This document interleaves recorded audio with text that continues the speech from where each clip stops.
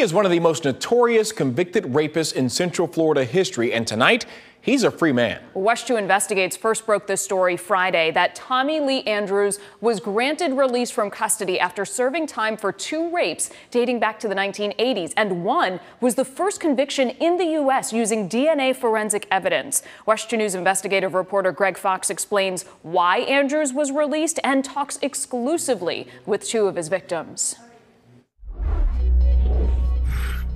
Feel confident that he will come out and do and worse. So much worse. He's got violence in him that is hidden. Nancy Hodge is scared and disappointed that a judge has opened the door to set Tommy Lee Andrews free. She signed his release, citing the state's responsibility to prove by clear and convincing evidence that he is currently likely to commit an act of sexual violence if released. The state has not met its burden of proof after its psychological experts failed to persuade the judge during a 3-day bench trial in July. Nancy was raped at knife point by Andrews in 1986. Hers was the second of 2 rape cases in which Andrews became the first person in the U.S. convicted with DNA evidence. But Nancy says that incredible scientific history is lost on the reality that the state attorney's office decided to drop the handful of other cases in which it had evidence pointing to Andrews, believing his 100-year sentence would hold up.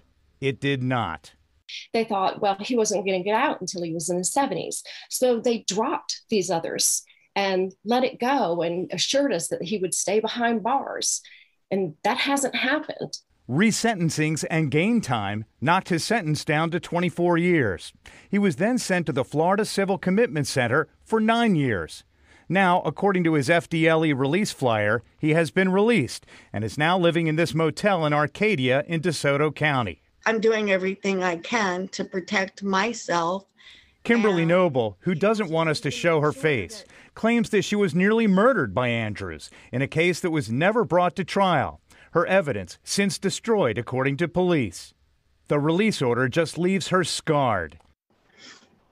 I feel like she didn't care, that it didn't bother her one bit what he did to us.